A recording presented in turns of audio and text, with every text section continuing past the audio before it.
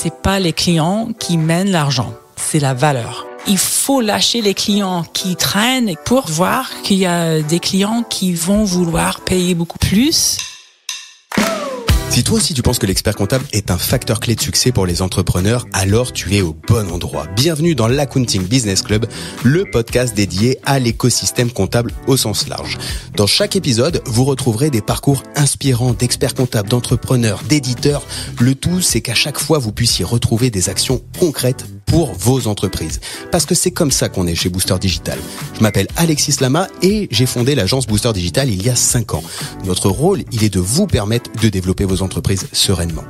Avant de vous laisser pour écouter cet épisode, je vous invite, comme tout le monde, à mettre un 5 étoiles sur la plateforme de votre cœur si ça vous a plu et surtout partagez-le au plus grand nombre. Parce que plus on sera nombreux à faire évoluer nos entreprises, plus on sera heureux au quotidien. Je vous souhaite une très bonne écoute et je vous dis à très vite.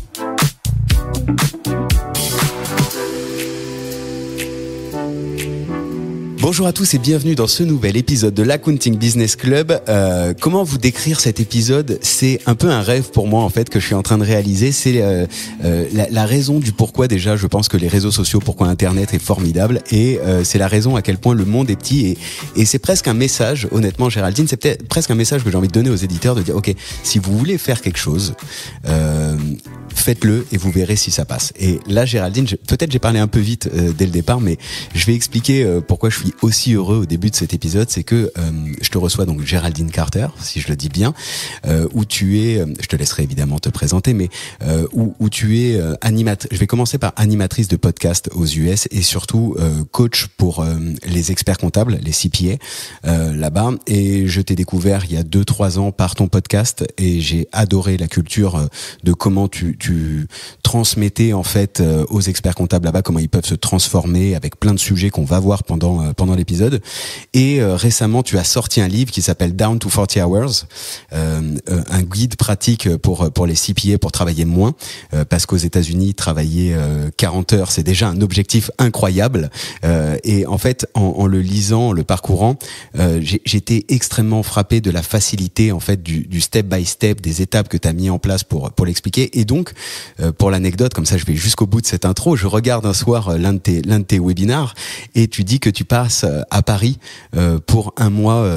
Je me suis dit, ok, qu'est-ce que tu as à perdre à envoyer un mail à Géraldine ? Why not ? Voilà, Why not ? C'était exactement why not. Je t'ai envoyé un mail, tu m'as répondu direct et te voilà aujourd'hui au bureau. Géraldine, je suis très heureux de te recevoir. Bienvenue. Eh bien, merci, c'est un plaisir d'y être. Et je suis, comme on dit, super excited, hyper excitée, c'est peut-être pas ça. Si, c'est ça. À cette conversation, là, il y a 45 minutes déjà. Il y a peut-être 45 minutes qu'on a fait qu'on était dans la mic. green room. Et vraiment, je suis très heureux d'être ici. Et quand j'ai reçu ton email, j'étais mais c'est pas possible qu'il y a quelqu'un à Paris qui veut me faire un interview en français au niveau de expert comptabilité. Mais qu'est-ce qui se passe ? Je comprends pas. Certainement, j'y serai. Eh ben écoute, franchement, alors pour vraiment te dire, parce que ça je te l'ai pas dit avant, mais quand tu m'as dit oui, je me suis dit ok, on va faire l'interview en anglais. Parce que dans le mail tu m'as dit je peux le faire en français mais dans l'idéal ce sera en anglais. Du coup depuis qu'on s'est écrit j'ai pris un nombre de cours d'anglais pour pouvoir faire cet épisode en anglais et t'es arrivé très gentiment à me dire non mais si tu veux on peut le faire en français. Je me suis dit bah ok faisons-le en français mais la prochaine fois on le fera en anglais avec tous les cours que j'ai pris. Faut que... Et moi aussi j'étais en bas au café, j'écoutais l'épisode avec Ryan Lozanis pour apprendre à ces petits mots au niveau de cash et financier et bilan et tout ça et tu me fais oh non on peut le faire en anglais et je dis mais non mais j'ai besoin de frimer un peu. Ouais, j'ai besoin de le faire en français. Let's do this. Let's do this. Je te pose les questions en anglais. Non, je déconne. Géraldine, merci encore une fois du coup d'avoir accepté l'invitation. Ce que je te propose pour que les auditeurs te connaissent un peu plus, c'est de te laisser te présenter. Pour qu'on sache un peu qui est Géraldine Carter. Eh ben, je suis née non, je rigole. Déjà, je vis aux États-Unis. Je suis un petit peu française. J'habite dans l'État de Idaho, entre Oregon et Montana. Je suis ingénieure academically, mais je n'ai jamais été ingénieure. Raccourcir un peu. J'ai monté une business en 2008 avec une copine. J'étais en charge de la monnaie et on avait une comptabilité comptable qui était bien, super intelligente, mais elle arrivait pas je pouvais pas comprendre les numéros que j'avais besoin pour gérer bien notre business. Alors, c'était vraiment difficile parce que j'avais un business de à peu près $1 million par an. Et en fait, je devinais avec les numéros, tandis que je suis bien en numéros. Alors, ça, c'était frustrant, disons. Et quand j'ai changé un peu et je suis devenue coach, I wandered, comment on dit wandered? Traversais un peu par ici, un peu par là. Mais après, je suis tombée en fait j'ai trouvé les comptables. Ils m'ont dit, on a besoin d'aide au niveau business. Et je me suis dit, tiens, mais pourquoi? Parce que vous travaillez avec les business tout le temps. Comment ça se fait que vous avez besoin d'aide avec vos business? J'ai cherché un peu en dessous the hood. T'as regardé sous le bois. J'ai regardé sous le bois et j'ai arrivé à comprendre que, en fait, c'est le hourly billing qui est la racine de la problème. Alors là, c'est très important, c'est pour ça que je le traduis, je me permets, c'est le temps passé. C'est le principe de driver son business sur la base du temps passé et du temps facturé qui t'a fait dire, oh là, il y a un problème. Oh là, il y a un grand problème. Et surtout, la problème, elle est plus grande parce que les comptables, c'est des gens qui travaillent avec la monnaie de leurs clients. Et le client, il veut comprendre leur monnaie, cash dans leur business. Et les comptables, ils sont... comment je veux dire ça? You can say it in English. I'll try to translate. The accountants are wrong about where the money comes from. Alors les comptables, les comptables, et d'ailleurs il faudra revenir après sur la différence entre accountant et CPA. Okay. Mais de ce que tu dis là, c'est les comptables n'ont pas la bonne vision de d'où vient le cash. Exactement. Alors que le comptable, l'expert comptable, en général, il pense que le cash, ça vient des horaires, du boulot, de travailler, mais en fait, ça vient du créer la valeur que tu vas créer pour la client. Et ça, c'est un concept qui est difficile à comprendre parce que la valeur, elle est quelque chose qui existe, mais qu'on ne peut pas toucher. C'est un peu comme le vapeur d'eau dans l'air. Tu sais qu'il est là, mais tu ne peux pas le toucher. Alors, de faire comprendre que c'est ça qui amène le cash dans le business, c'est ça qui est en fait nécessaire pour changer le business model, le modèle, comment on dit, le business model. Le modèle économique. Le modèle économique. Alors, bon, revenons aux questions de qui est Géraldine Carter. Quand j'ai vu ça, j'ai enfin compris que c'était là où il fallait travailler pour aider aux comptables pour que eux, ils aient des business qui sont healthy, qui sont sains, qui amènent assez d'argent, mais sans avoir besoin de travailler une centaine d'heures par semaine. Et là, j'ai trouvé ça vraiment intéressant parce que c'est des gens qui sont intelligents, qui font quelque chose qui est super important pour leurs clients, et que, comment tu dis, I get along. On se sent bien ensemble parce que on est côte à côte. Côte à côte, j'aime bien les numéros, j'aime bien les spreadsheets, j'aime bien faire tout ça, les formulas, j'aime bien penser dans une façon technical, et eux aussi, et on se sent bien ensemble. Mais on vient de côté opposé, disons, et comment on dit ça? Quand j'ai vu qu'il y avait une opportunité là pour travailler avec des gens que j'aimais bien et que j'avais une solution qui marchait bien, là, je me suis dit, mais c'est pas possible d'avoir une business qui marche si bien avec des gens que j'aime bien et qui créent du valeur pour eux. Et voilà comment t'en es arrivé à faire ce que tu fais aujourd'hui. Voilà. Ce qui est intéressant, c'est que du coup, tu as l'esprit ingénieur très cartésien, très chiffre, et c'est comme ça que tu t'es rendu, en fait, que tu travailles côte à côte avec les experts comptables, avec le même esprit, mais où tu viens, je dirais, ouvrir d'une certaine manière l'esprit pour donner un œil extérieur où tu vas faire se rendre compte de certaines choses à tes clients Si je traduis un petit peu en quelque sorte. Ce qui est génial, c'est que dans ton intro, tu m'as fait le plan du podcast que je voulais voir avec toi. Tu vois, dans ce qu'on va voir ensemble, j'aimerais bien qu'on comprenne que les auditeurs, puisque t'es le premier épisode que je vais faire sur cette touche américaine, tu vois, qu'on puisse un peu comprendre notamment cette différence entre accountant, CPA, quelle est la taille du marché. J'ai demandé à ma communauté de clients de l'Accounting Business Club, tu vois, s'ils avaient des questions à te poser. Donc ça relève un peu de ce que tu viens de dire. Et puis après, il y avait un point très important que je voulais voir avec toi, qui était ce sujet justement du temps passé, la facturation au temps passé et de la valorisation. Donc en gros, ce que tu fais à longueur de journée. Et voilà en fait les points que je voulais entre autres qu'on voit. Et puis après, on va dérouler cette conversation ensemble, si tu le veux bien. Excellent. Donc on va revenir juste un peu pour poser le contexte sur le marché aux US.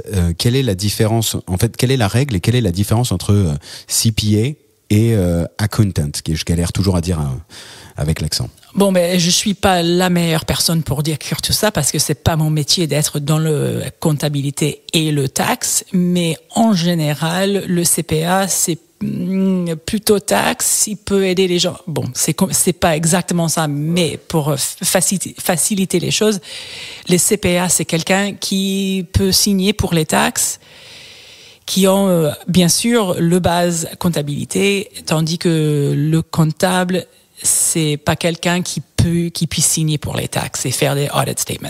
Donc, si je traduis, c'est intéressant, ça veut dire que l'accountant, c'est le comptable. Oui. Parce que là-bas, en fait, tu peux tenir les comptes sans être CPA, c'est ça ?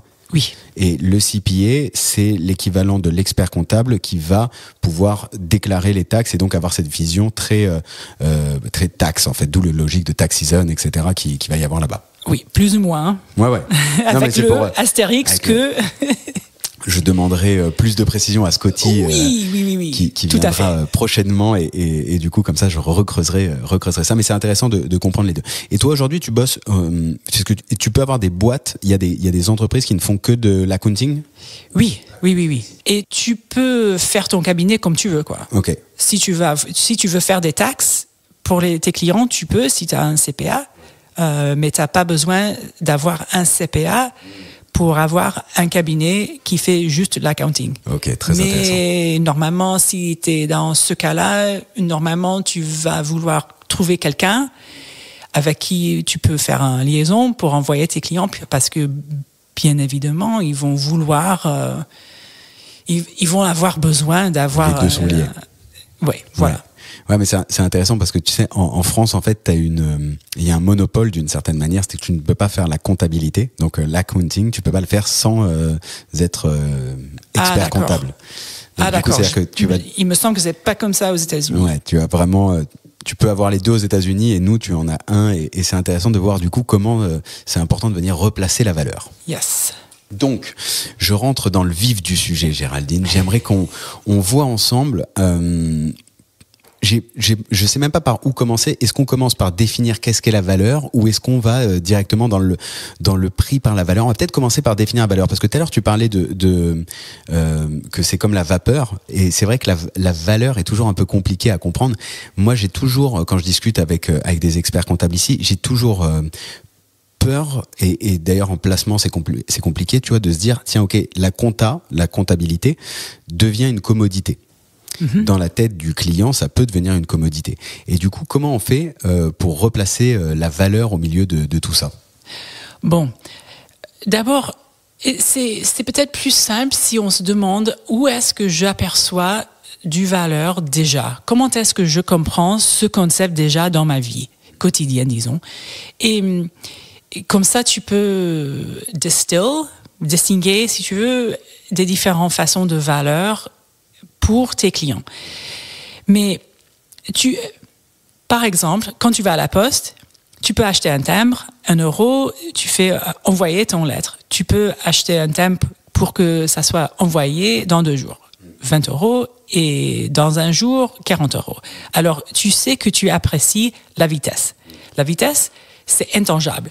Mais tu comprends le concept qu'il y a, en certains cas, la vitesse, il y a de la valeur. Alors, comment tu prends le concept et tu le mets dans comment tu les mets dans tes forfaits? Dans ton offre de service. Voilà. tu prends tous les...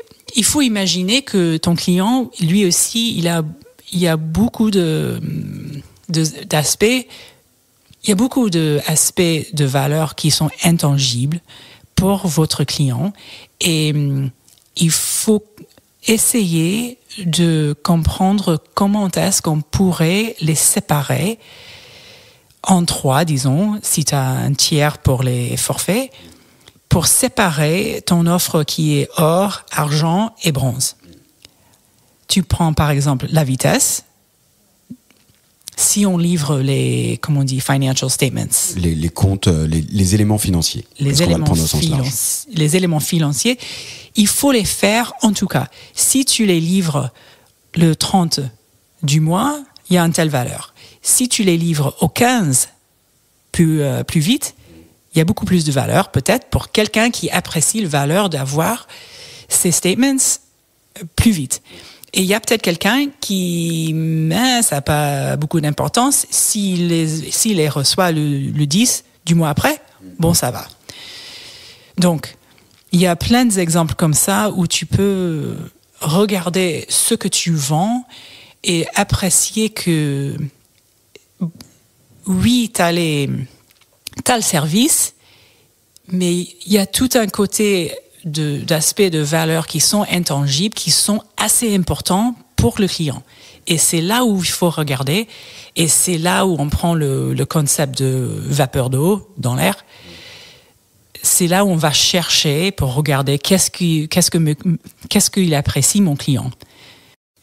En fait, c'est intéressant parce que là encore, tu es rentré dans un sujet, tu vois, où tu as parlé de l'offre en 3 niveaux. Alors moi, je l'appelle l'offre à 3 niveaux, mais l'offre en tiers, d'une certaine manière, avec le bronze, l'argent et l'or, ce qui pour toi te paraît une évidence.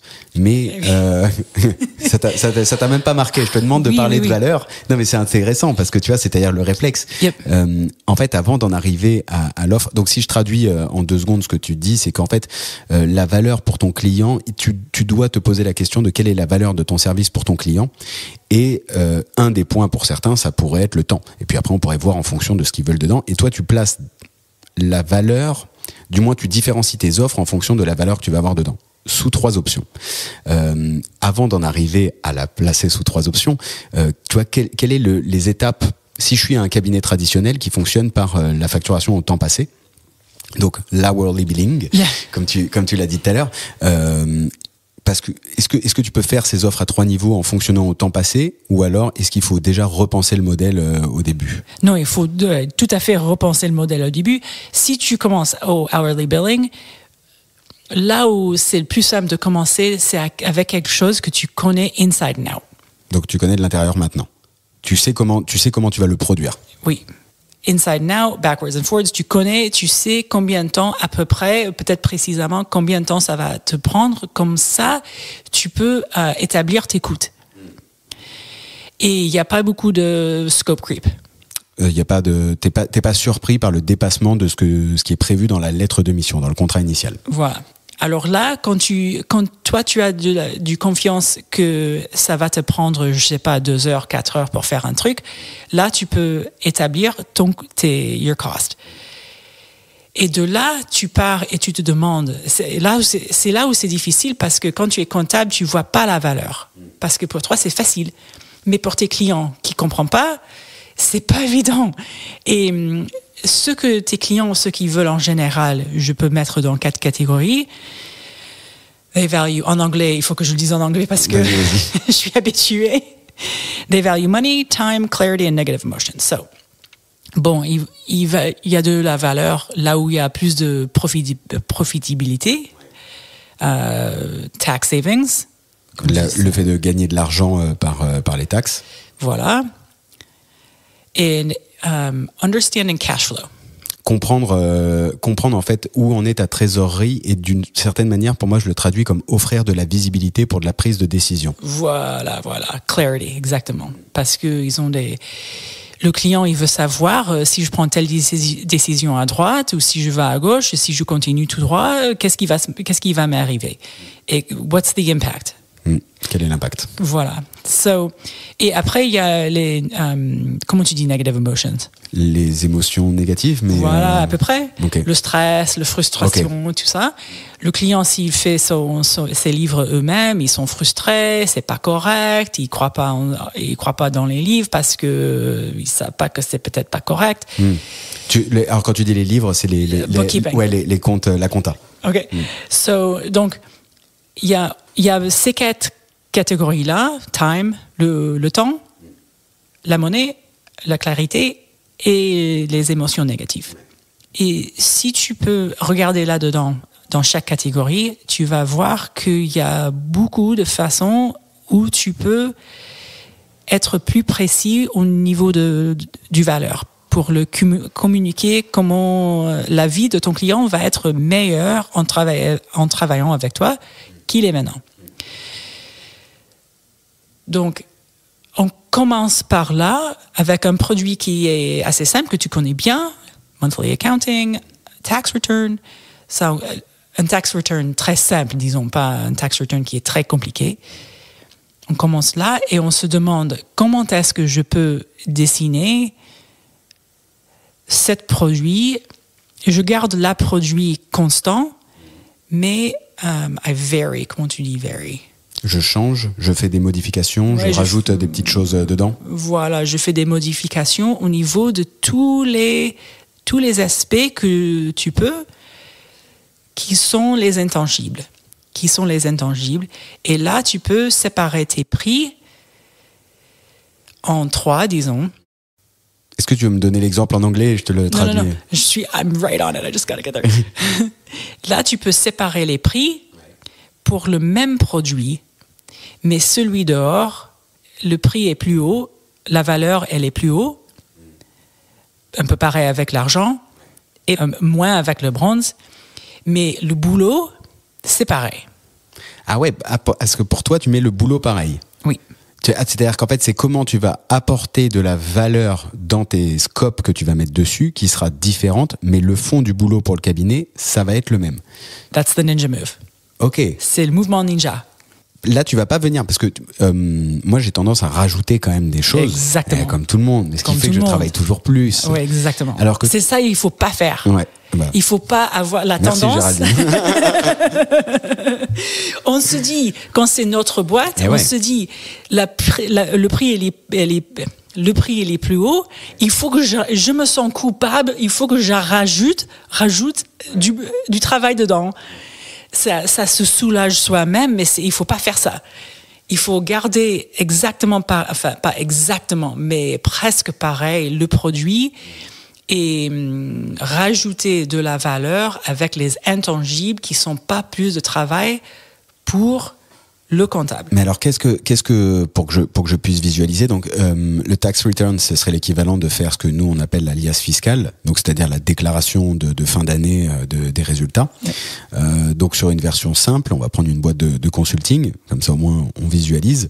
On va avoir le bronze, l'argent et l'or qui vont être sur la base comptable, je dirais toujours pareil. Donc là, monthly accounting, donc la compta mensuelle, les déclarations de TVA, le truc de base. Là, c'est toujours pareil. Et c'est donc ce que tu appelles toi les intangibles. Et ensuite, qu'est-ce qu'on va venir changer pour venir différencier le bronze, l'argent et l'or? Il va y avoir, je le sais, donc je me permets le temps de réponse potentiellement. Qui ça, c'est un élément qui va changer entre 72 heures, 48 heures, 24 heures. Why not? Et après, qu'est-ce que tu viendrais changer toi pour mettre plus de valeur, justement comme ça on appuie un peu sur cette notion de valeur entre les trois? I also have on peut se parler. Ouais, bien sûr, bien sûr. I have a PDF, a Google Doc. I have a Google Doc for your listeners if they want, with 21. Ok. Avec t'as 21 points de valeur à rajouter. Ah ouais, of course, bien sûr, tu me les donnes et on le mettra en description de l'épisode. Okay, so I'll start over. J'ai écrit tout un Google document avec 21 aspects de valeur intangible, là où on peut mettre avec comment tu dis, tax return? Les comptes annuels. La liasse fiscale. Le quoi? La liasse fiscale. Liasse fiscale. Oui, bienvenue en France. Excellent. Alors, et on va mettre dans description. Ouais, bien sûr, on mettra le lien dans la description. Très bien, c'est Google Doc. Il va falloir que vous vous abonnez à mon email list. Et vous allez vous régaler du coup, et après de là, vous allez découvrir le podcast, et bon, de là, on partira aux États-Unis tous ensemble pour venir te voir au Mastermind. Oui, très bien, je vous invite. Ah oh. Et bon, mais au niveau de temps, comme on dit, turnaround time, c'est par exemple, si tu me donnes des documents, je finirai ton tax return dans une semaine. Ok, c'est le temps pour te faire un retour sur quand tu me donnes des éléments. Voilà. Tu as temps de réponse. Donc, si tu m'appelles avec une question, est-ce que je te réponds dans 24 heures, dans 4 heures ou dans 72 heures? Est-ce que tu as le choix? Aux États-Unis, on a le choix d'aller en extension. Est-ce que ça existe en France? Tu peux faire delayer si tu veux, après le 15 avril. Ok. Tu peux demander un délai plus loin. Ok, non, nous, il n'y a pas de... Quand tu fais, c'est la date. C'est la date, bon. Après, j'utilise l'exemple d'avion, de voler un avion. Tu achètes un billet, tu sais quand est-ce qu'il va partir ton avion et tu y es à l'heure. Après, tu as stand-by. Sur les avions, s'il y a des sièges qui sont libres, tu peux monter. Ça, c'est assez inconvénient. Okay.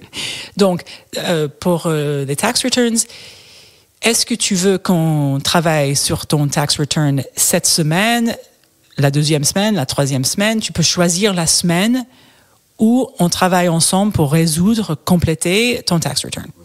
Est-ce que tu as le droit même de choisir une semaine ou est-ce qu'on travaille là-dessus à notre convenience quand on a le temps? D'accord. Oui, ça te permet de savoir quel va être ton niveau de priorité de traitement de ton dossier. Exactement. Et ça, tu vois, tous ces points, je te dirais qu'en France, on a l'impression que c'est normal. C'est-à-dire qu'on doit toujours être au niveau le plus haut standard. Oui. Et donc, du coup, quand j'en parle avec des experts, ils me disent non, mais attends, moi, je peux pas choisir. En fait, c'est toujours comme ça. Mon niveau, il est toujours le même. Si je réponds pas, le client, il s'en va. Et tu vois, il peut y avoir toujours ce petit point de friction. Mm-hmm. Comment ça se passe? Est-ce que tu as les mêmes réflexions? Oui, le truc, c'est que aux États-Unis, le expert comptable, il vend un service haut de gamme avec des prix pour l'équivalent de bas de gamme.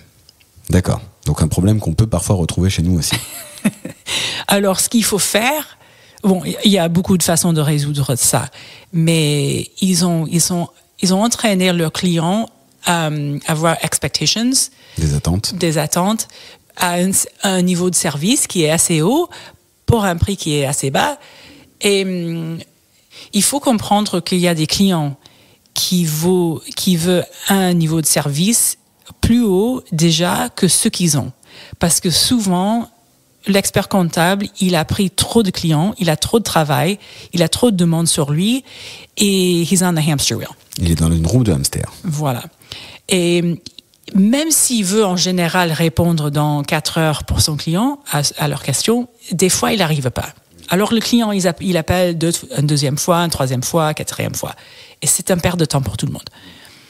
Alors il faut monter les prix pour séparer les clients qui sont contents de payer plus pour un niveau de service qui est beaucoup meilleur. Et avoir confiance qu'il va avoir des clients qui ne vont pas payer plus parce qu'ils n'aperçoivent pas le valeur. Ça n'est pas un problème.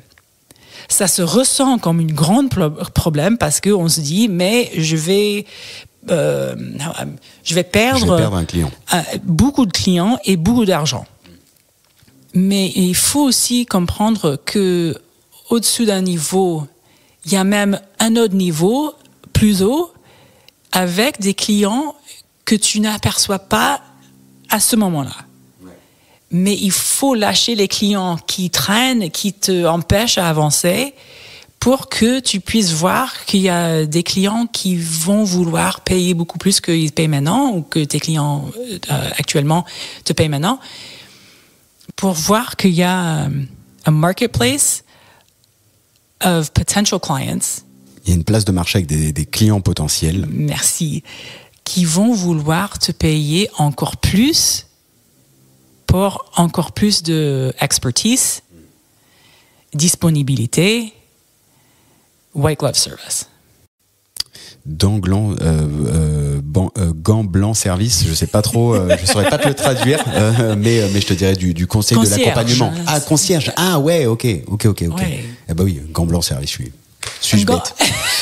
Par contre, gants blancs service. Je vais traduire un peu parce que tu mimais avec les mains et du coup c'est intéressant en fait ce que tu disais, logique en même temps parce que tu parles en français donc c'est normal. En fait, c'est l'explication de ce que tu dis là, c'est que il faut être prêt à, une fois qu'on a défini sa valeur et qu'on a bien perçu la valeur du service qu'on fait, et après on va demander à qui, enfin comment, en arrivant sur l'aspect niche à mon avis. Mais une fois qu'on a bien défini sa valeur et qu'on se rend compte que on a nos 3 offres, dans nos offres on a le package de base et puis après on va venir appuyer sur certains sujets de valeur, peut-être que dans notre portefeuille aujourd'hui, il y a des clients qui, eux, n'ont pas conscience de la valeur qu'on est capable de délivrer et qu'on délivre d'ailleurs pour eux.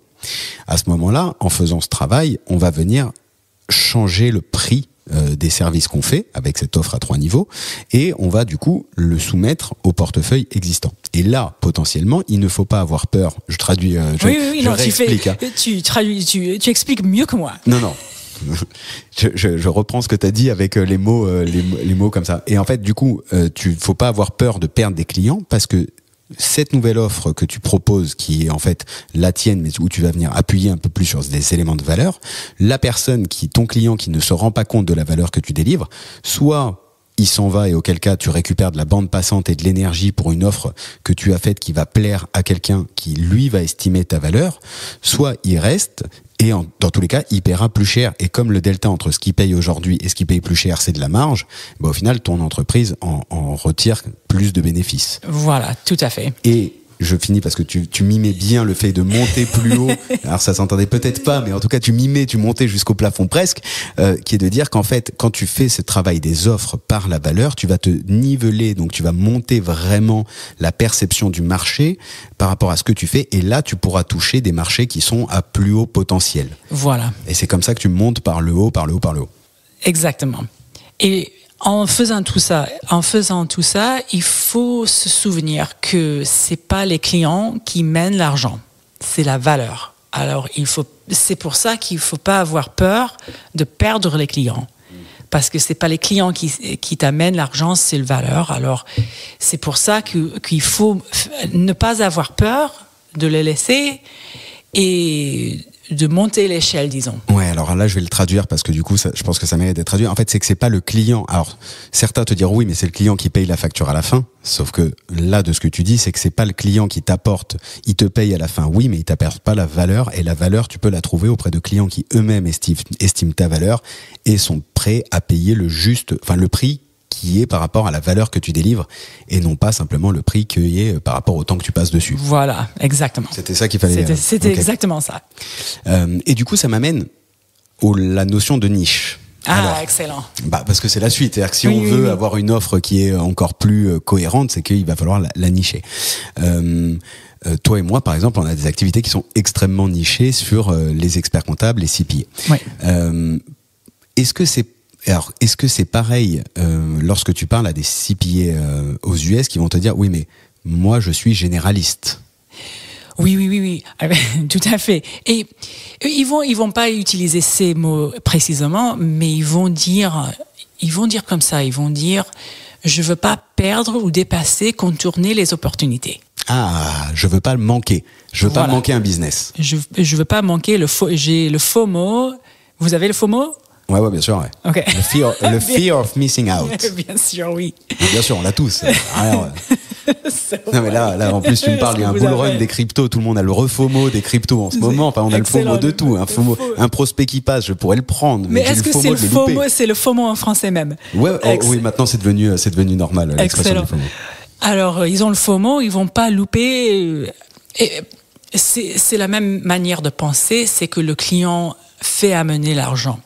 Alors, il veut pas contourner ou avoir le FOMO d'argent. Ce qu'il ne voit pas, c'est que nicher, ça ajoute l'expertise. Comment tu dis, deepens expertise. Tu vas plus profond dans l'expertise, tu connais mieux le sujet. Le sujet, exactement. Quand tu as plus d'expertise, ça augmente la valeur. Et quand tu augmentes la valeur, tu augmentes les prix. en revenant aux niches, quand tu commences, nicher facilite le standardization, la standardisation. Ça amène, it makes you more efficient. Ça te rend plus efficace. Ça te rend plus efficace. Quand tu es plus efficace, tu fais le même boulot dans moins de temps. Oui. Alors, quand tu niches, tu fais monter les prix et tu fais le même boulot dans moins de temps. Alors, money up, hours down. L'argent rentre plus et le temps passé descend. Voilà, c'est ça qu'on veut. Alors que le généralisme, ça fait l'opposé. Les prix baissent et les heures montent. Ouais. Mais le problème, en fait, c'est que l'expert comptable, il pense à lui-même, je vais rater de l'argent si je ne suis pas disponible pour n'importe quel client vient vers moi. Je peux rater un client, quoi. Voilà, je peux rater un client, je peux rater de l'argent. Mais il faut qu'il voit que de nicher, ça va faire augmenter les prix et baisser les heures. Mais c'est difficile au début parce qu'on a peur de rater l'argent. Donc, là où je commence avec mes clients, c'est de leur demander quel est le boulot, que sont les types de clients que tu aimes pas faire et que tu rêves de ne jamais avoir besoin de faire encore. Avec qui tu veux ne plus jamais travailler. Voilà. Et souvent, il me dit inventory, ouais. E-commerce, okay. Sales tax, okay. Government contracting, d'accord. And audit. Ok. Ils veulent plus faire d'audit. Ils veulent plus faire de ça. Ok. En général. Et on dit bon, arrêtez de dire oui quand des clients comme ça viennent vers toi. Au lieu de dire oui, tu dis non. Commençons par ça. Commençons par ça. On parle même pas encore d'enlever du portefeuille. On dit juste d'arrêter de dire oui. Arrête de dire oui, tu dis non. La porte, elle est fermée pour ce type de client. En fait, c'est super simple, mais en réalité, c'est super difficile quand il y a quelqu'un que tu peux aider de dire non, ouais. Je vais pas t'aider. Je suis pas la bonne personne. Je suis pas la bonne personne. Et c'est même pas ça, c'est que quelqu'un a besoin d'aide et tu dis non, je vais pas t'aider. Et ça, c'est difficile pour un expert comptable, en général aux États-Unis, au moins, c'est des gens qui aiment bien aider les gens. Ils aiment bien ça, alors de dire non, je vais choisir de ne pas vous aider. Ça c'est difficile au cœur. Tu vois? Ouais, c'est pareil ici. C'est un vrai métier de service, de passion, ouais. OK, on fait ça pour aider les autres. Oui, et c'est là qu'il faut résoudre le problème. Parce que en logique, c'est facile. Mais la logique, c'est pas le problème. C'est de choisir de ne pas aider des gens qui est un des problèmes. Il faut adresser ça.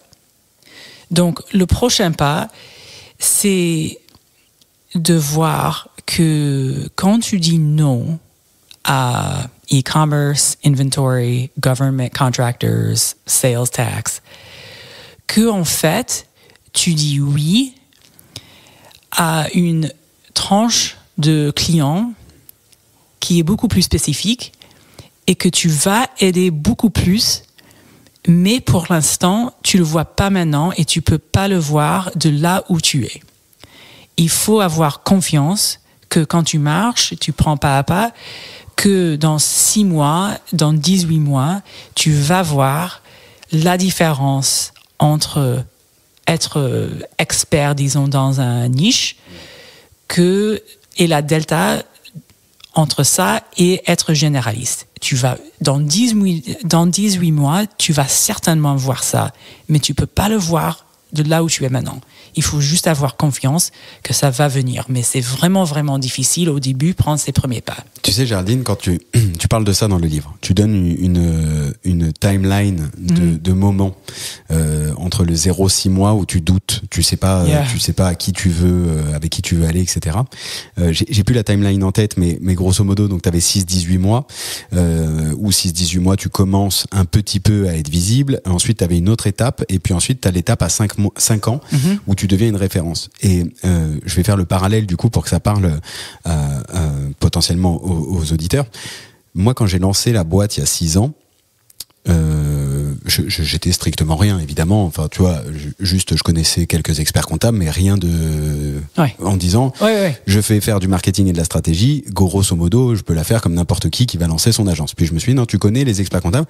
Ça va être plus long le temps d'être connu, mais après, une fois que tu auras rodé ton discours et que tu auras prouvé ton expertise, tu auras du monde qui va voir. Et donc, du coup, j'ai eu cette phase allez, c'était peut-être un peu plus long, mais il y a eu le Covid au milieu, etc. qui arrivait, mais pendant 2 ans et demi où j'ai produit beaucoup de contenu, ça a offert une visibilité, mais heureusement, il y a les réseaux sociaux aujourd'hui qui facilitent le fait de pouvoir amplifier la visibilité, mais ça a pris ça, tu vois, 2 ans avant d'être un petit peu identifié. Puis au bout de la 3e année, j'ai commencé à avoir certains partenaires qui m'ont appelé, qui m'ont dit, ah tiens, ok, là, t'es bien identifié, puis le nombre de clients a augmenté, les références arrivaient dans cette niche, d'une certaine manière, ça se voyait, et ça m'a beaucoup parlé. Parce que quand t'as dit au bout de 5 ans tu deviens une référence, alors tout peut apparaître et disparaître, hein, c'est la vie des affaires, mais ça m'a fait rire parce que j'étais la semaine dernière, donc on enregistre en novembre, j'étais la semaine dernière à Toulouse dans le sud de la France pour faire une conférence avec l'ordre des experts comptables d'Occitanie, donc du sud de la France. Et tu vois, ça m'a fait parler, ça m'a fait penser à ça parce qu'il y avait 400 personnes dans la salle, et si je n'avais pas été niché dans cette zone d'expertise avec cette audience cible, eh ben je n'aurais jamais été en face de ce public. Et c'est important parce que même en étant expert comptable, alors ça relève tout ce que tu disais tout à l'heure qui est très important, je remets le doigt dessus, le fait d'être niché te permet d'augmenter ton expertise, donc ta connaissance sectorielle en plus du domaine, et donc d'augmenter ta valeur et de réduire ton temps parce que tu vas processer toute ta méthode pour faire par rapport à cette verticale métier. On pourra parler d'ailleurs verticale, horizontale, ça c'est encore autre chose. Je vais m'embarquer dans autre chose. Mais du coup, c'est vraiment de se dire, faut accepter de prendre du temps. Et en étant niché, tu auras plus de valeur. Et c'est quand même, c'est pas magique. Voilà ce que je veux dire par là aux auditeurs non plus, c'est que c'est pas magique. Ça prend du temps, mais l'entrepreneuriat prend du temps. Et par contre, ça ira beaucoup plus vite pour s'offrir une visibilité auprès des secteurs. Si vous voulez faire avec les dentistes, au fur et à mesure, vous aurez de la visibilité avec plus de dentistes. Si vous voulez faire avec les agences IMO, ça va être pareil. Et donc voilà, c'est vraiment cette logique de venir se nicher. Et donc j'aimais bien l'idée que du FOMO dont tu as parlé, c'était faut passer outre le FOMO, quoi. C'est pas grave. C'est pas grave. Au contraire. Ouais, quand tu dis c'est pas, tu vas passer outre le FOMO, like it's gonna happen, you just need to deal with it. Ouais, non, c'est-à-dire en fait, tu vas avoir le FOMO, mais accepte-le parce que tu peux pas prendre tout le monde. Oui, voilà, accepte-le. Ouais. Tu peux pas prendre tout le monde. Je veux revenir sur ce sujet-là, que ça prend du temps, parce que c'est là la difficulté. Quand les experts comptables, mes clients, ils sont dans une situation où ils se sentent un peu coincés, c'est peut-être pas exactement ça, mais ils sont un peu stressés et ils veulent sortir de leur stress rapidement. Mais la solution qu'il faut mettre en place, c'est pas une solution qui marche rapidement. Ce qu'il essaie de faire, c'est de sortir de travailler trop d'heures pour insuffisamment d'argent. Ils essayent de, comment tu dis, résoudre ça vite. Ouais. Mais tu peux pas.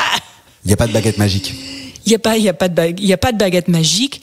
Et si tu essayes d'avoir une baguette magique, tu vas mettre un pansement, un band-aid. Ouais. Et ça va pas arrêter le sang. You're not going to stop the bleeding with a band-aid, right? Ouais, ça va pas s'arrêter. Il faut aller plus profond, et pour aller plus profond, il faut prendre du temps. Exactement, merci. Il faut aller plus profond pour découvrir la source vraiment la source de la problème. Et là, ça va prendre du temps. Alors, il faut avoir de la patience. Disons, c'est dur de dire à quelqu'un qui travaille trop pour insuffisamment d'argent d'avoir de la patience. C'est a little bit like, you know? Tu es en France, tu peux faire ce genre de geste ici, ça marche. Actuellement, comment est-ce qu'on résout ça sans que ça soit long et like, come on already, right? So this is where I work with clients. C'est là où je travaille avec mes clients. C'est comment est-ce qu'on petit à petit, mais vite. Quels sont les quick wins que tu vas pouvoir mettre en place pour les faire avancer? Et les quick wins, c'est commencer avec tes prix, avec les tiers, bronze, silver, gold, bronze, argent, or, et comprendre the ninja move, le mouvement ninja, de ajouter la valeur sans ajouter du boulot. That's the ninja move. Comprends ça. Commence là avec tes clients. Essaye les offrir tes tiers. Amener avec toi les clients qui apprécient la valeur. Laissez traîner. Let go. Lâche. Laissez les clients qui veulent pas venir avec toi. Et continue à avancer. Et focus on your systems. Reste concentré sur le process et le système que tu mets en place dans ton entreprise. Non? Focus on your system, c'est vraiment rester. Qu'est-ce que tu veux dire par système? Focus on your systems de livrer le produit. Okay. Focus on your delivery. Ouais. And focus on the systems that you as the business owner. Désolé, on est parti en anglais. Ouais, vas-y, c'est pas. Focus on the system you as business owner pour que de gérer ton jour. Alors, reste concentré sur le fait que tu sois ton process reste concentré sur le fait que tu sois le dirigeant pour gérer ton emploi du temps. Oui. Gérer ta charge de travail et ton organisation. Oui, et n'êtes pas like a million miles an hour dans toutes les directions, tous les jours. Ne pars pas dans tous les sens très vite, comme un poulet sans tête, on dirait en France. Un poulet sans tête. Ne cours pas comme un poulet sans tête en France. Voilà, c'est tout à fait ça. This is the French way. This is the French way, the headless chicken. Ouais. Alors, on était dans le niche. Mais le problème avec le niche, c'est que ça prend du temps comme solution. C'est la solution, mais ça prend du temps. Alors, entre-temps, qu'est-ce qu'on fait? On commence avec les prix parce que c'est vite. C'est une vraie solution et ça marche vite. Hold on, let's just back up because that's an important point. On va juste revenir en arrière parce que ça, c'est un point important. On va juste revenir en arrière parce que ça, c'est très important. Dès que tu parles d'argent, de toute façon, et dès que tu parles de comment faire ses prix, c'est extrêmement important et c'est un sujet qui marche à chaque fois, quoi. Ça marche super vite et ça marche tout le temps, si tu le fais bien. Alors, en même temps, on commence avec les prix parce que ça marche vite à résoudre le problème, mais en même temps, on commence à nicher parce que ça va prendre du temps et on veut commencer parce qu'on sait que dans 2 ans, ça vaut le coup de le faire, mais ça prend 2 ans, alors commence maintenant. Ouais. En fait, c'est intéressant, c'est-à-dire qu'il faut commencer maintenant. Quoi qu'il en soit, il faut commencer le travail maintenant parce que tu as 2 ans minimum de chantier. Exactement. Et donc, pour commencer le chantier... Ouais, vas-y. En anglais, je dis le meilleur temps de planter un olivier, c'est à 20 ans, mais le deuxième meilleur temps de planter ton olivier, c'est maintenant. Ouais. Et donc, c'est vraiment maintenant comme il faut commencer. Ouais. Commence maintenant à nicher là où que tu sois et fix your pricing. Et règle ton problème, ton sujet de prix. Voilà. Et si tu travailles sur ces 2 sujets-là, ça va beaucoup aider. Ça va pas complètement résoudre, mais ça va beaucoup, beaucoup, beaucoup aider.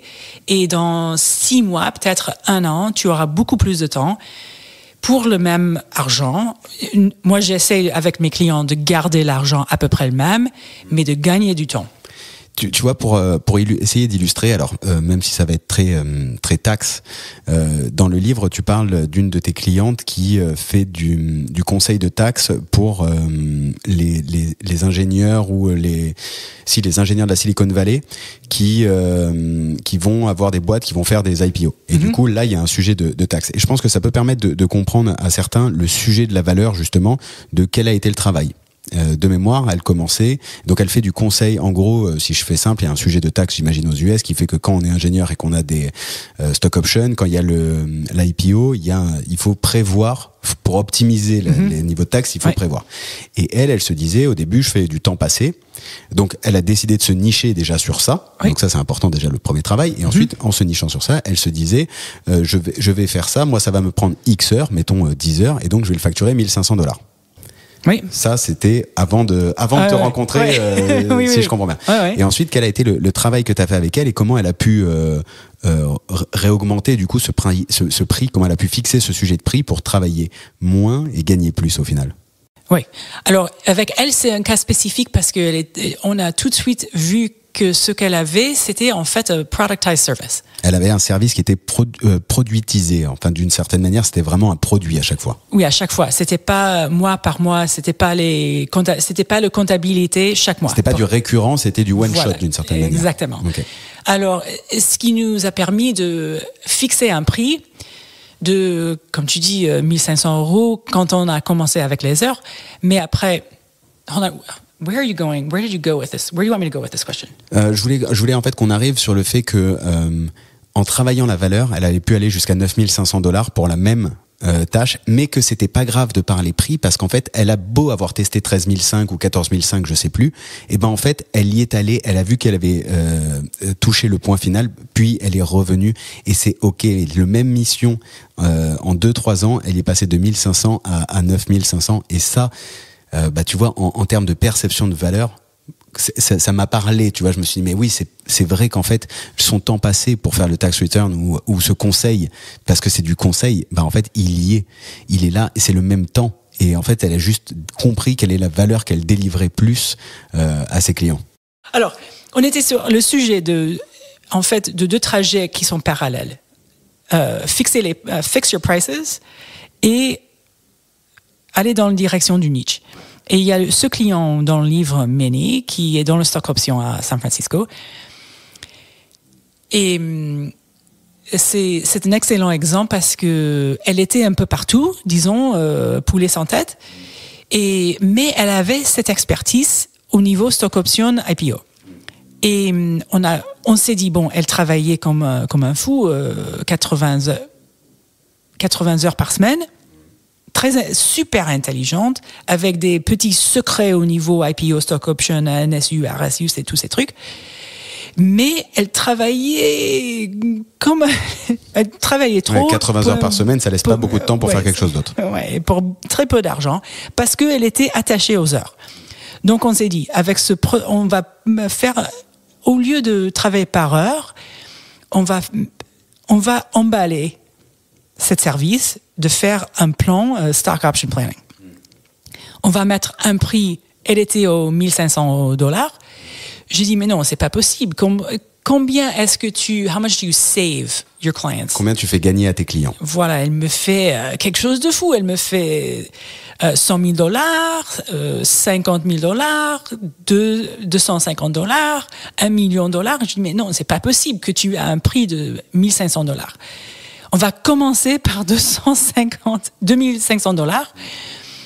Je dis, va offrir ça à ce prix et reviens, dis-moi ce qu'ils disent tes clients. Ils ont tous dit oui.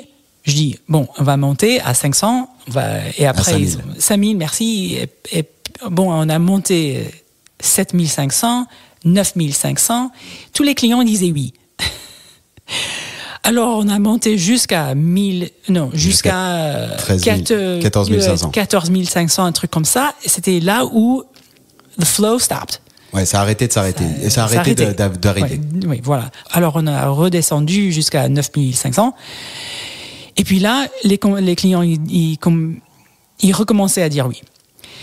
Et on s'est dit, maintenant, le prix 9 500, ça va par rapport à 1500. C'est le même temps à 9500 qu'il est à 1500. Et là, on sait que ça marche de travailler avec les clients stock option IPO. Donc, on va dire que là, c'est le niche qui marche.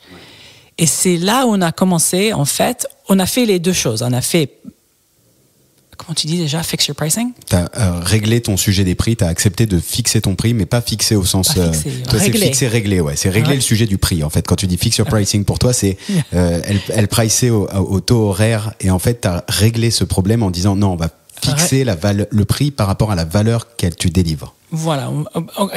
En gros, on va régler le problème des prix. Fix your pricing, we fix your pricing. Et on a bien choisi le niche. Et là, on va commencer à faire le marketing. Parce que, en fait, quand tu fais pas de marketing, en fait, c'est un des racines de la grand problème, c'est que quand tu n'as pas de marketing, tu attires n'importe qui pour n'importe quoi.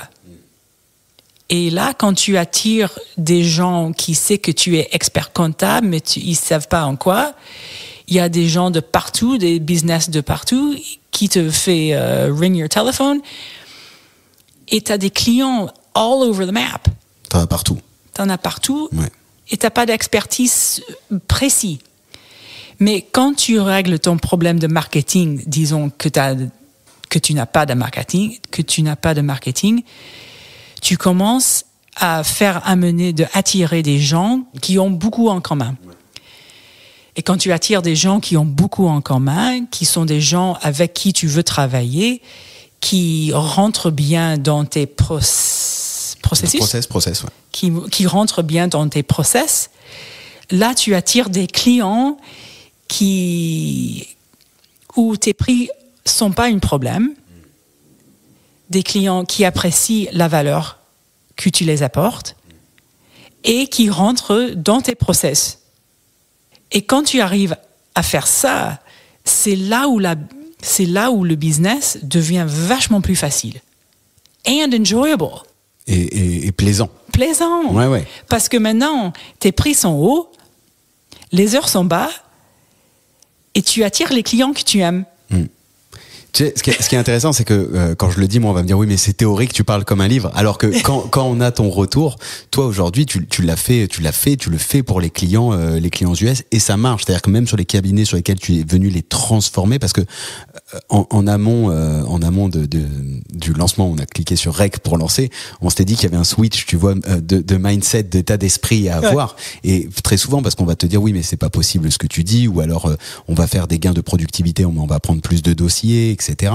Et en fait, non, ce que tu dis là, et donc ce principe de se nicher, de fixer ses prix, ça prend du temps, oui, mais ça fonctionne. Et même sur les cabinets qui existent, tu as vu le changement, et le but de faire tout ça, en fait, c'est qu'au final, les CPA, les experts comptables, se trouvent à être plus heureux et plus de temps libéré parce qu'ils ont un rôle fondamental dans l'écosystème. En fait, ils ont leur place dans l'écosystème. Exactement. Ils ont trouvé leur place dans l'écosystème. Ils savent ce qu'ils aiment faire. They get more focused. Ils sont plus concentrés, plus droit au but. Ils sont plus disponibles pour aider leurs clients. Ils ont beaucoup moins de clients. Des fois, on coupe 30, 60, 70% de clients. Ok. Tu imagines, c'est grand. On fait pas ça. Oui, tu le fais pas du jour au lendemain. Non. C'est pas, on commence pas à travailler avec toi, puis on perd 70% de son chiffre d'affaires, et ensuite on recommence. Il y a rebuild. C'est pas comme ça. Non, c'est petit à petit. C'est petit à petit. C'est vraiment petit à petit parce qu'on veut pas faire de dégâts au business. Ouais. C'est petit à petit. C'est petit à petit, mais ça marche, comme tu dis. Et en général, ce qu'on voit avec mes clients, c'est que dans 6 mois, ils aperçoivent beaucoup de, comment tu dis, relief, relief. Ouais. Ils aperçoivent beaucoup de relief au niveau de stress, au niveau de courir dans tous les sens. Ils aperçoivent beaucoup de relief au niveau de cash flow. Parce que s'ils ont réglé leurs problèmes de prix et ils sont sortis de hourly billing et ils ont fait abonner à leurs clients, ils ont plus de cash. Au final, ça a été résolu très vite, cette histoire du cash. Ils ont nettoyé leur base client en augmentant leur marge sur les clients qui sont restés. Ouais. Ils ont libéré du temps parce que ceux qui voulaient pas, ils sont partis. Et donc, ils ont augmenté leur trésorerie parce que les prix ont été fixés plus haut et qu'ils ne fonctionnent plus sur la base du temps passé, de la facturation de temps passé. Et 2, ils ont récupéré de la bande passante, donc du temps pour aller trouver des nouveaux clients qui sont des clients pour qui ils vont percevoir de la valeur parce qu'ils ont été nichés. Voilà. Je traduis. Voilà. Et l'argent, c'est être more predictable. L'argent est plus prédictible. Ils arrivent à créer une machine de prédictibilité. Voilà. Parce qu'ils sont nichés et que j'imagine ils ont plus de visibilité, donc ils ont plus de flow entrant de leads. Et ils sont plus calmes, ils sont plus chill and mellow parce qu'ils savent que tous les mois, il va avoir tel argent, ça va tomber dans mes comptes. Et là, maintenant que j'ai confiance que chaque mois, je vais avoir, 20 000 dans mon compte, maintenant, j'ai confiance en ça, je peux penser à autre chose. et je peux penser à comment créer valeur pour mes clients. Et juste après, j'aimerais te poser la question, j'aimerais qu'on aille 2 secondes sur l'AI, sur l'IA. Oh God. Ouais. Oui, on peut revenir 2 secondes sur le temps du trajet. Ouais, vas-y. Parce que en 6 mois, on voit qu'il y a beaucoup de relief au niveau cash flow, time, money. Dans 1 an, je vois que mes clients qui travaillent là-dessus are way more chill. Ils sont beaucoup plus détendus. Ouais. En 1 an, ça y est, ils sont devenus très détentes. Ouais. Et de là, il peut travailler sur le valeur beaucoup plus et il peut commencer à se demander comment est-ce que je veux soit agrandir avec des emplois ou scale. Croître. Ouais, accélérer. Accélérer, c'est pas grandir plus vite. This is important. Vas-y, take your time. Il y a une différence entre agrandir et, comment tu dis, Croître. Accélérer. Accélérer. Il y a une différence qui est importante. Parce que, normalement, dans des business, dans des cabinets d'experts comptables, ils agrandissent avec des emplois, mais c'est pas la seule façon de faire monter tes revenues. Tu peux scale, livrer de la valeur dans un format qui n'est pas une par une. Tu veux passer au one-to-many, de 1 voilà. Ok. Donc travailler, en fait, plutôt que de faire du rendez-vous de 1 à 1, venir... je vais donner un exemple parce que je pense que c'est ce qui parle, mais ça va être potentiellement de venir créer des formations en interne qu'on va pouvoir vendre après à tous ses clients, son portefeuille client, sans avoir à les voir en one-to-one. Voilà. Et tu peux pas penser comment je vais faire ça quand tu es toujours devant le keyboard, taper, bouger des infos et des numéros. C'est pour ça qu'en fait, tu expliquais sur ta timeline que de 0 à 6 mois, on commence à voir des premiers résultats sur la trésorerie, sur le calme et un début de travail sur la valeur. Au bout de 1 an, il commence à être plus chill, donc plus détendu. Et là, il commence à se refocus sur la valeur et se poser la question à ce moment-là de comment on fait pour gérer son temps et aller sur de produire un produit qui sera le même revendu à plusieurs, potentiellement, ou potentiellement travailler la communauté de clients, potentiellement mettre et développer des nouvelles missions, etc., etc. Voilà, t'as un tas d'opportunités qui sont là, mais que tu peux pas voir quand tu travailles tout le temps. Et c'est pour ça que j'essaie avec mes clients de garder l'argent steady et de baisser les heures. Tu veux qu'ils gagnent le même montant, mais tu fais le travail de telle sorte à ce qu'ils restent sur le même montant de chiffre d'affaires ou de même montant de revenus, mais qu'ils travaillent moins. Ouais. Ce qui fait que machinalement, ils augmentent leur taux horaire. Exactement. Mais ce qu'on veut, c'est le temps. Parce que la valeur, c'est créé avec le cerveau. Et il faut que le cerveau soit chill pour avoir le temps de penser comment est-ce que je veux choisir qu'est-ce que je veux faire après? Est-ce que je veux grandir avec des emplois ou est-ce que je veux essayer de faire quelque chose one to many? Et si on n'a pas le temps libre et si on n'a pas le cerveau libre, on ne pourra jamais pouvoir penser aux valeurs, comment tu dis, quatrées. Laquelle aux valeurs Scaled value. Ah, tu pourras jamais, comment tu vas penser à faire croître ta valeur, quoi. Voilà. Ouais. Tu vas pas avoir le temps d'être créatif à ce niveau-là. Et tu vas continuer de reproduire ce que tu as vu et donc rester sur la worldly billing, voilà. le temps passé, etc. Exactement. Ouais, vas-y. Et j'allais dire que le fait que je suis là, à Paris, en France, 5 semaines, travailler 2 heures par jour, c'est parce que j'ai moi-même résolu ce problème-là. C'est comment est-ce qu'on livre la valeur dans un one-to-many format. Ouais.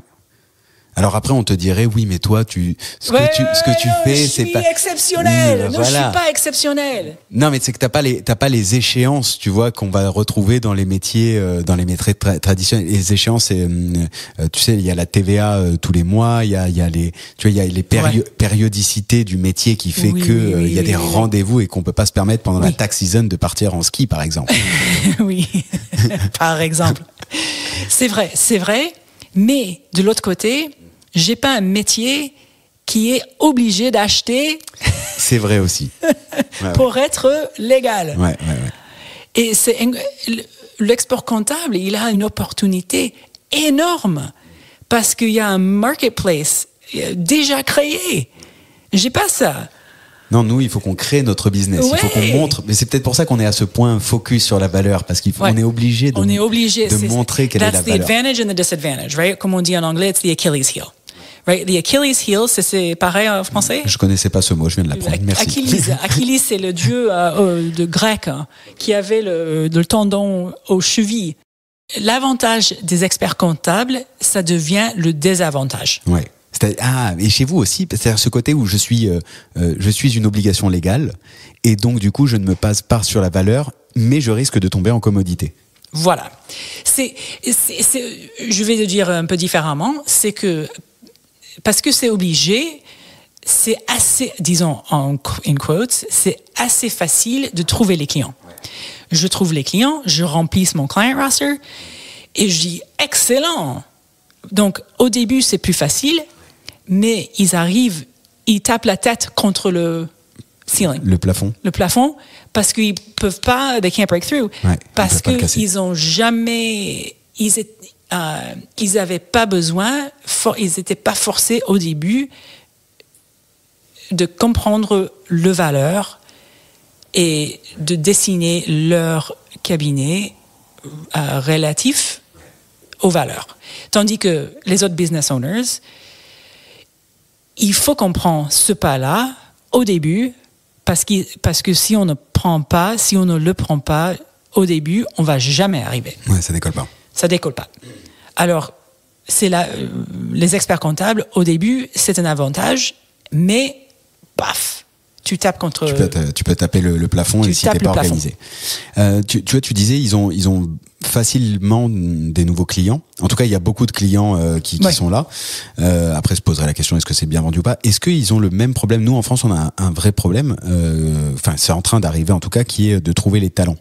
Il y a de plus en plus de difficultés à recruter les bonnes personnes, de moins en moins de monde potentiellement qui veut venir travailler dans l'industrie. Est-ce qu'il y a le même sujet aussi? Parfois, tu vois, nous, il y a des experts comptables qui disent je veux pas de plus de nouveaux clients. À la limite, trouve-moi des bons talents et trouve-moi des bonnes équipes et ce sera déjà très heureux. Est-ce qu'il y a le même sujet? Oui. Il y a le même problème. Si je te comprends bien, c'est qu'il n'y a pas assez de comptables, d'experts comptables pour to meet the demand. Ouais, exactement. Ouais. On a ce problème. Je trouve ça pas un problème. Ça, c'est un avantage à mon avis. Ouais. Parce que it's a supply and demand problem. Ouais. C'est une question de demande et Oui, il n'y a pas assez de demande, alors augmenter les prix. Ouais. Parce que s'il y avait trop... Non, c'est pas dans ce sens. C'est pas au niveau du nombre d'entreprises, c'est plutôt au niveau du nombre de talents, dans les équipes, oui, okay. Le teamwork. Donc, même réponse. Mais il y a dans tous les cas. Il y a beaucoup de talents overseas. Ouais. Ok. Ah, il y a beaucoup d'offshoring qui sont faits. Oui. Ok. Et je vais parler d'expérience de mes clients, ceux qui m'ont dit. Ceux qu'ils ont cherché aux États-Unis, ça leur a pris un moment, mais ils ont trouvé du bon talent. Mais c'était pas évident. Ils étaient pas partout, quoi. Ceux qui ont cherché overseas, surtout aux Philippines, ils ont aussi cherché, ils ont aussi trouvé. Et ils sont super satisfaits. Ouais, ça marche bien. Ça marche bien. Et c'est vachement moins cher. Ce qui soulèverait, alors du coup, parce que Ryan Lazanis m'avait dit aussi un peu la même chose, c'est-à-dire vraiment l'aspect Philippines pour l'offshoring. Il y a beaucoup, ça marche bien et ça coûte beaucoup moins cher. Ce qui m'emmène sur mon dernier point, parce que je vois le temps qui file. Qui est la partie de la montée en puissance. Alors j'ai potentiellement, j'ai peut-être 2 points. Le premier qui serait au niveau des outils, tu vois, tous les digital tools. Est-ce que tu as quelle est la montée en puissance des outils et encore plus comment ils vont intégrer l'IA? C'est-à-dire si je te prends un Xero, un QuickBooks, et est-ce que c'est eux qui drivent le marché maintenant? Est-ce que eux plus l'AI, ça va changer quelque chose? Est-ce que un ChatGPT ou Claude ou ça va changer la donne? Qu'est-ce que t'en penses? Qu'est-ce que tu vois comme ça sur le marché US? Bon, je suis pas trop dans le technique, all the super technical sur le logiciel et tout ça parce que c'est pas mon, it's not my swim lane, right? But ce que je vois, c'est que bon déjà. Si on n'a pas vu que le hourly billing is nuts, si on n'a pas vu que le facturation au temps passé c'est de la noix, je le traduis comme ça, mais pour pas dire c'est complètement dingue. C'est pour pas dire que ça ne peut plus se faire.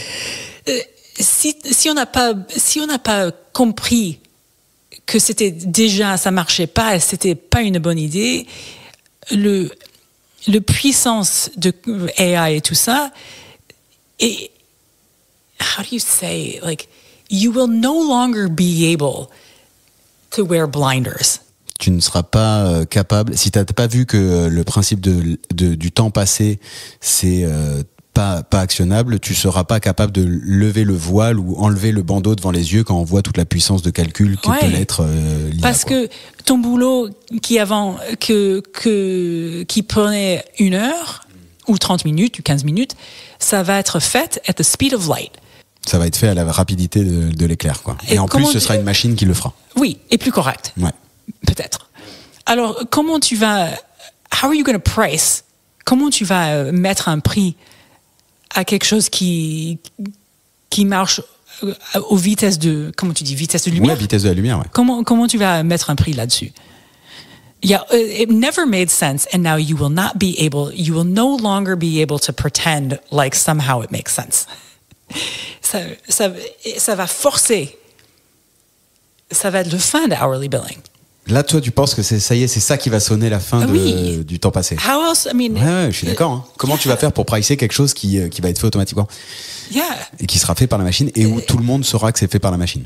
Ouais, and attention les gens qui écrivent. Et qui prend 2 heures pour écrire une page web. Et maintenant, t'as Claude. Tu dis, Claude, fais-moi une page web qui explique ce truc-là et ce truc-ci. Et Claude, il te fait quelque chose, tu fais, fais-la plus simple. Right? Ouais. Et dans 2 secondes, t'as un site web, t'as du texte pour ton site web. Right? So, like, ça va...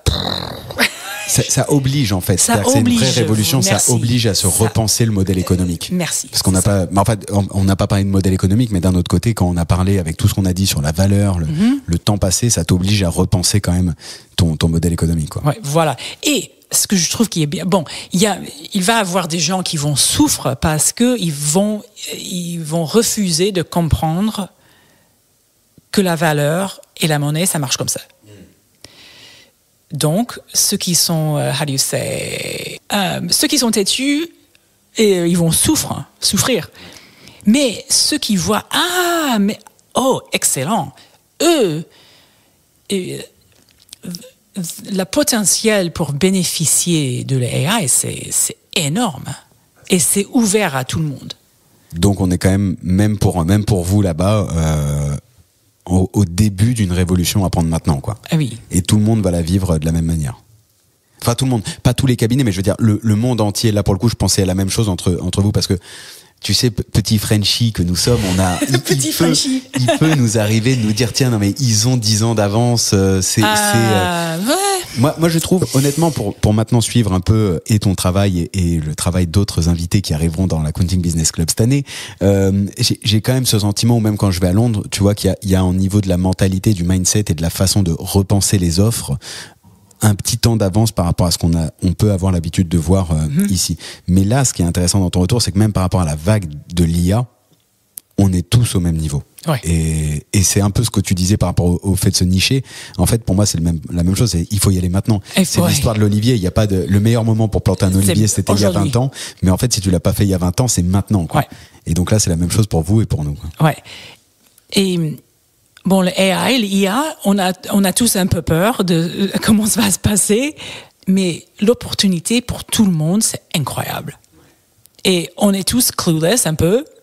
C'est pas grave, saute dessus. Ouais, c'est ça. Faut y aller à pieds joints, quoi. C'est-à-dire que même ton business, qui est un business où tu peux dire, tu vas être impacté par l'IA, bah en fait, t'y vas, tu regardes comment ça marche, tu testes et tu itères, parce qu'en fait, ça va tellement vite dans le progrès que au final, il faut tester et y aller, quoi. Et il faut y aller parce que c'est bien d'y aller. Et si tu n'y vas pas. Là, tu vas être dans le merde. Ouais, c'est ça, en fait. Si tu n'y vas pas, là, t'es dans la merde. Ouais. Voilà. Bon. Magnifique. Géraldine, est-ce que tu peux, parce que là, je pense que je suis tellement heureux de faire l'épisode on pourrait même switcher en anglais, repartir sur 2 heures. Est-ce que tu veux rajouter quelque chose? Est-ce qu'il y a un sujet qui te ferait plaisir à aborder? Ou est-ce qu'on a fait un bon tour déjà sur le principe de la valeur, de la fin de l'hour labeling, du temps passé, Est-ce qu'il y aurait peut-être une ressource, tu vois, je te laisse en même temps le temps que tu réfléchisses, est-ce qu'il y aurait peut-être une ressource qu'on pourrait partager, que tu pourrais partager? Alors évidemment, il y a ton livre que dont je mettrai le lien en description de l'épisode, qui pour l'instant n'est pas traduit en français. Mais on pourrait se faire une session de lecture, voilà, si ça vous chauffe, on pourrait se faire une session de lecture où je vous le traduirai.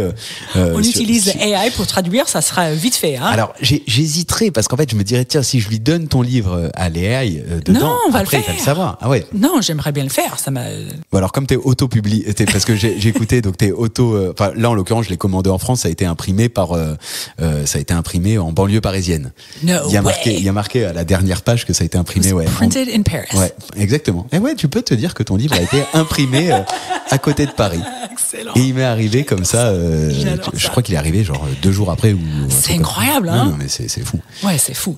Est-ce qu'il y a quelque chose? Bon, le dernier chose, ça c'est tout un sujet, on va pas l'ouvrir maintenant, aujourd'hui, mais c'est d'aller voir, parce qu'on n'a pas en parlé aujourd'hui, c'est que hiring is not the solution to overworking, comme on dit ça. Alors, embaucher n'est pas la solution de trop travailler. Ouais, pour réduire, en tout cas c'est pas parce que tu embauches que tu vas réduire ta charge de travail. Ouais. Et de comprendre pourquoi pas. Ça, de comprendre pourquoi c'est pas la solution. Ouais. Donc j'ai fait un épisode là-dessus. Je recommande. Ouais, tu recommandes l'épisode. On le mettra. Vos écouteurs. Et aussi pour mettre dans les show notes, dans la description, c'est 2 choses. C'est le Google document de Pricing Intangibles, comment séparer les intangibles et mettre des prices là-dessus. Ouais, ça, les 26 points dont tu parlais tout à l'heure. Ouais. Bon, il va falloir que j'ajoute 5 parce qu'il n'y a que 21. Mais merci. Voilà. Avec plaisir. Tu vois, si je peux te challenger un peu, c'est un honneur. Et bon, donc on peut mettre ça, le lien dans la description.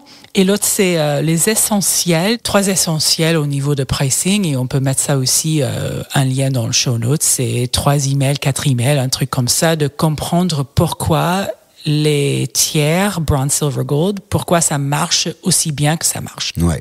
Et même dans ton livre, à un moment, je ne voudrais pas te quoter, mais je te quote quand même. C'est un moment quand tu expliques en fait le choix voilà qu'est-ce qui se passe quand tu donnes un choix à ton prospect. Voilà, c'est ça. Voilà ce qui se passe quand tu donnes 2 choix à ton client, à ton prospect. Voilà ce qui se passe quand tu donnes 3 choix à ton prospect. Et voilà ce qui se passe quand tu en donnes 4 ou plus. Ouais. Et c'est vrai que ça permet de ouvrir les yeux sur ce sujet de l'offre à 3 niveaux. Ouais. Et en revenant, pour tout emballer dans un petit paquet beau, avec le ruban, c'est le pricing, c'est là où il faut commencer. Ouais. Et c'est pour ça que je recommande pricing essentiel, les essentiels au niveau du pricing et les 21 intangibles, 26 intangibles. 26 intangibles maintenant. J'ai hâte de revoir le document à jour grâce au passage à Paris dans l'Accounting Business Club. Voilà, le document a été mis à jour. Bon, trop bien. Géraldine, où est-ce qu'on peut te contacter, te suivre? Donc il y a ta newsletter que je recommande, qu'on mettra évidemment en description, ton podcast qui est toujours un plaisir. À la fois, je trouve, alors je le dis comme ça aux auditeurs qui nous écoutent jusqu'ici, comme ça pourra les chauffer. À la fois ceux où t'es seul, où tu parles et c'est super important, et à la fois ceux où t'as des experts comptables qui viennent et qui racontent un peu les changements. Ça permet de mettre un peu le doigt sur en fait quel est le quotidien là-bas. C'est un peu l'équivalent de l'Accounting Business Club. Alors vous verrez en 2025, il y a plusieurs invités qui viennent qui ne sont pas l'équivalent, ce sont les inspirations de l'Accounting Business Club. Bah là typiquement quand j'écoute ces épisodes que tu peux faire avec certains experts, c'est ce qui m'a inspiré aussi pour faire des épisodes avec des experts comptables en France, pour partager en fait, parce qu'on retrouve la même valeur de partage et de la discussion de pair à pair quoi. Donc c'est vraiment un vrai plaisir. Excellent. Ben, je suis très heureuse que tu m'as contacté et c'était un vrai plaisir. Géraldine, the pleasure was for me. The pleasure was all mine. The pleasure was all mine. Non, vraiment, je suis particulièrement heureux de cet épisode que j'ai pu faire avec toi, des échanges, et merci d'avoir accepté. Et surtout, je vais te dire, j'ai cru que c'était à l'américaine. Tu sais, je me suis dit, je t'ai envoyé un mail, il devait être minuit en France, tu m'as répondu à minuit 5. Je me suis dit, soit elle a tout automatisé pour répondre extrêmement vite, soit ah non, laisse-moi voir avec le décalage horaire, c'est possible. Et ta réponse était oui, ok, génial. Alors là, je me suis dit non, mais c'est vraiment ces Américains. Alors ils sont toujours awesome, etc. Et puis au final, on a repris rapidement l'échange. Et t'es arrivé 100% naturel comme t'es normal. Je te remercie encore 1000 fois pour tout ce que t'as partagé et pour tout ce que tu partages dans tous tes contenus, pour l'inspiration que tu m'as donnée au début et pour ce livre de folie que j'invite tous les auditeurs à aller lire maintenant et à te suivre du coup sur les plateformes, différentes plateformes. I will say it in English because it's easier. Honestly, I'm so glad you reached out, and this has been so fun to be here with you. Thank you very much, Géraldine. Thank you. J'espère que cet épisode vous a plu, en tout cas, et que vous avez pris autant de plaisir que nous à le faire. Je vous souhaite un très bon fin de moment de ce que vous êtes en train de faire, et je vous dis à très vite pour un nouvel épisode de l'Accounting Business Club. Ciao, ciao.